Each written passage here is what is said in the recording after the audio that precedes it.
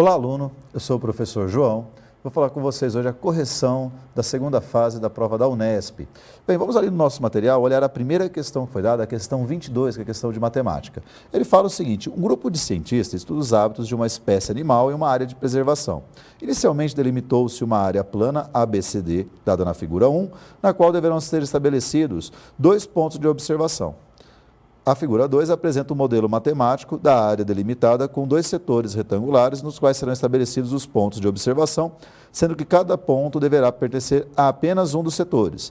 Parte do grupo de cientistas ocupar-se-á exclusivamente com os hábitos de reprodução dessa espécie e atuará na região em forma de paralelogramo indicado na figura 3.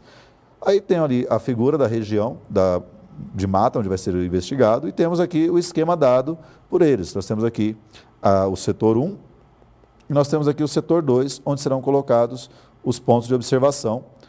E temos também aqui a região que será destinada à questão de reprodução desses animais. Ele fala, no item A, para a construção dos 2 pontos de observação, considere que a localização do ponto do setor 1 deverá ser equidistante dos pontos A e B, e que a localização do ponto do setor 2 deverá ser equidistantes dos pontos B e C.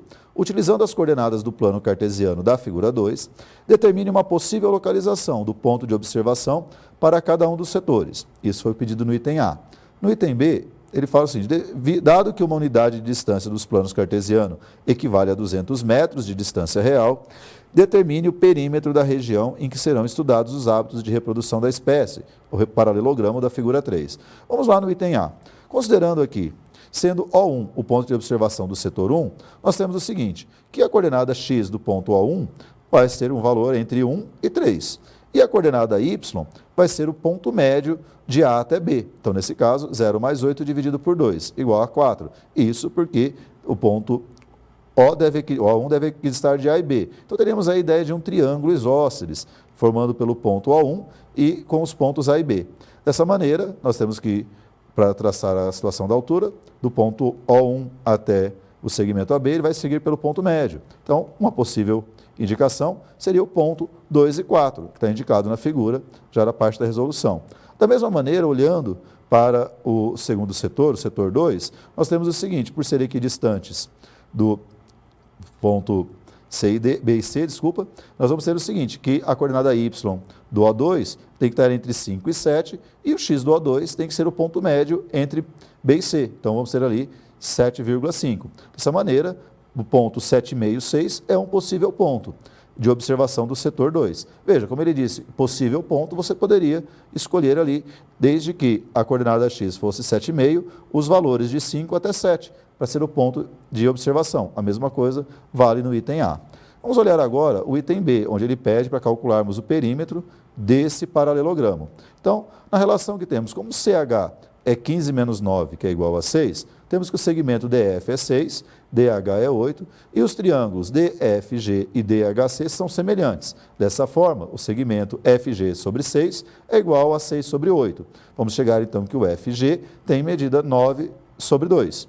Como o FG é igual ao DE, que é 9 sobre 2, nós vamos ter ali a relação de semelhança. No caso do triângulo retângulo FDE, temos que FE ao quadrado é FD ao quadrado mais DE ao quadrado. Então, 6 ao quadrado mais 9 sobre 2 ao quadrado é o FE, e dessa maneira o FE é igual a 15 meios.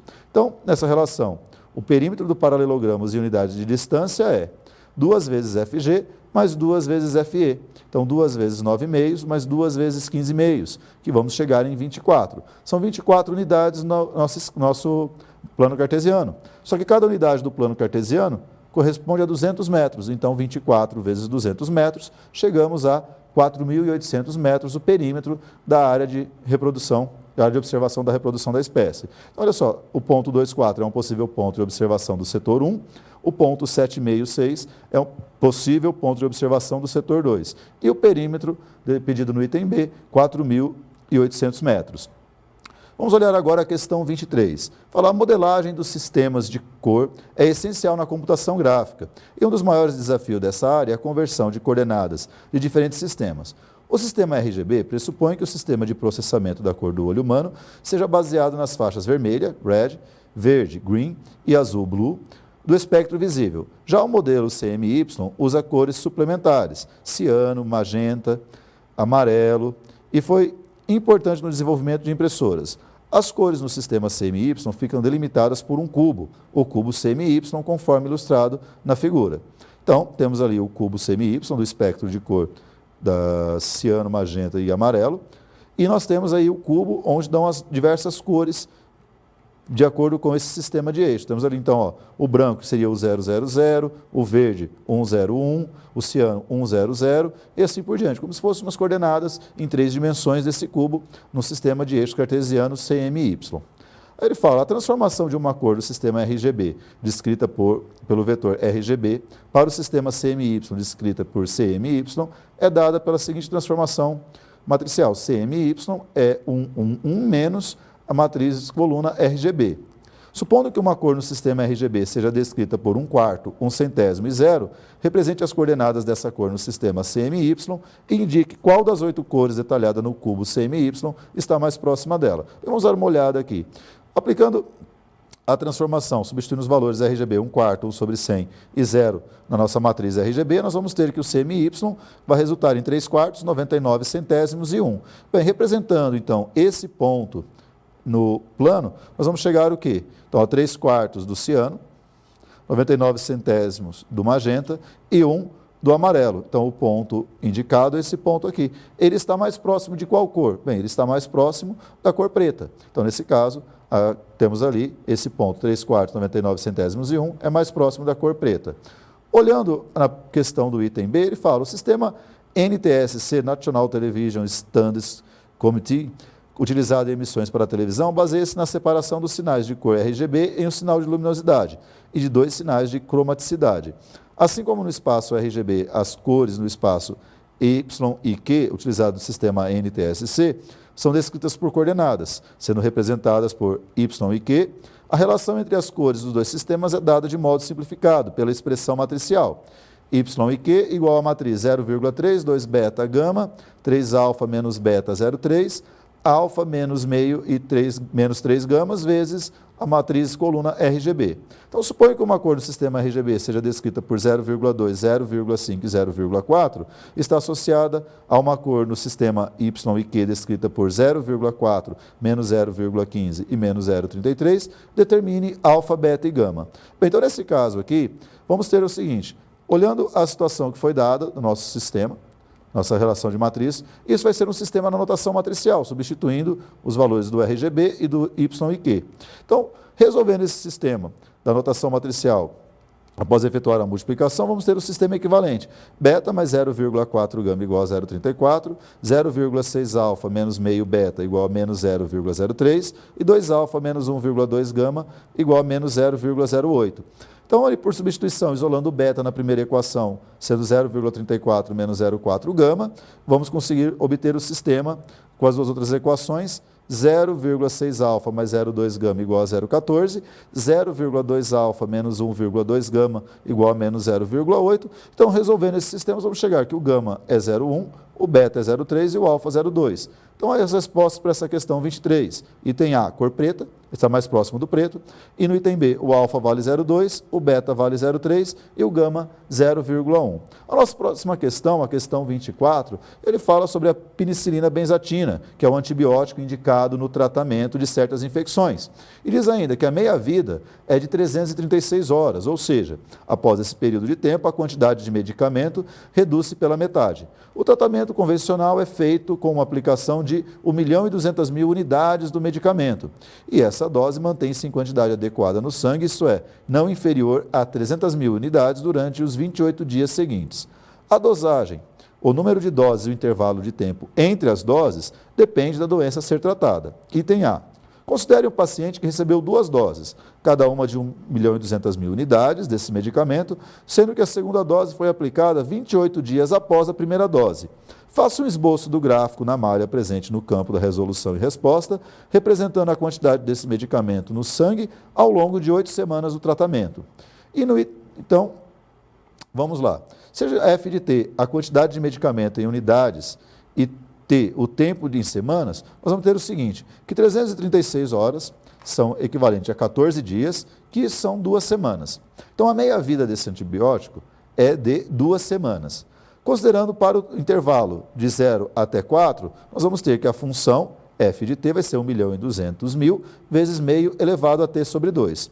Para t igual a 4, nós vamos pegar o resultado de 300.000 mais a nova dose de 1.200.000. Então, ele vai chegar ali, ficando no organismo dele com 1.500.000 unidades lá na 4ª semana, onde é injetada a segunda dose. Para o intervalo de t indo de 4 até 8, nós vamos ter que a função é 1.500.000 vezes meio elevado a t menos 4 sobre 2. Então, nós vamos ter aqui, olha, uma tabelinha que podemos relacionar os valores do f de t de acordo com o tempo. Então, no instante 0, 1.200.000, 2 semanas depois, 600.000, 4 semanas depois, ele teria chegando aos 300.000 da primeira dose, mais 1.200.000 da segunda dose, 1,5 milhão no caso. Depois, mais 2 semanas, reduz pela metade, 750.000, 8 semanas, 375.000. Colocando esses valores no gráfico, nós vamos ter aqui para as primeiras 4 semanas, o decaimento da forma exponencial. Então, metade com 2 semanas e metade desse valor ao final de 4 semanas. Aqui vai ser um gráfico com parte aberta. Injetou a segunda dose, ele vai ter teria as 300.000 mais 1.200.000. Está voltando aqui no 1.500.000. Observando o tempo de meia-vida, vamos ter o gráfico dessa maneira. Então, temos aí o gráfico pedido no nosso item A desse exercício. Vamos agora olhar o que ele pede no item B. No item B, fala o seguinte: considere outro caso em que o paciente foi tratado com 2 doses, cada uma com 2.400.000 unidades de penicilina benzatina, sendo a segunda dose aplicada 14 dias após a primeira. Determine a quantidade desse medicamento no sangue do paciente, em unidades, logo após ele tomar a segunda dose, e indique quantos dias completos após essa segunda dose a quantidade de medicamento permanecerá em quantidade adequada no sangue desse paciente. Bem, pede para que você adote nos seus cálculos logaritmo de 2 sendo 0,30 e logaritmo de 3 sendo 0,48. Então vamos lá. Nessa relação aqui, após 14 dias, 2 semanas, a quantidade de medicamento no sangue desse paciente vai ser o quê? 2.400.000 unidades dividido por 2, porque é o tempo, a questão de meia-vida, 2 semanas, mais a nova dose, 2.400.000. Então, vamos ter aqui um total, após as 2 primeiras semanas, os 14 dias, de 3.600.000.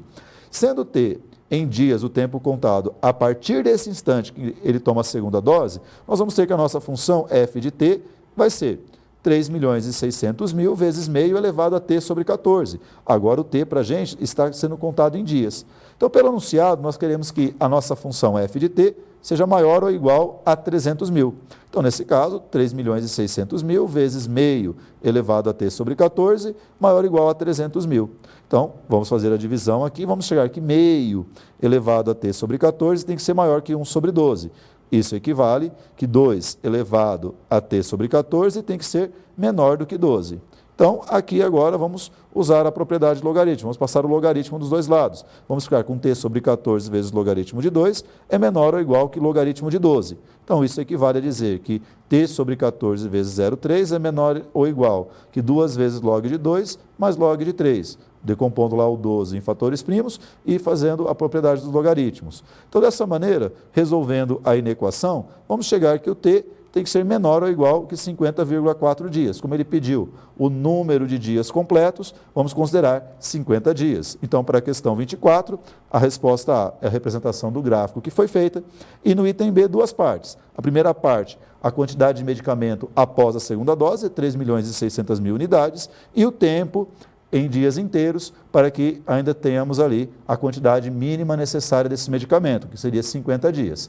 Bem, hoje nós vamos ficar por aqui com a nossa correção. Desejo a vocês que tenham feito uma boa prova, que possam aí ter a sua aprovação garantida. Um abraço, um beijo e até a próxima.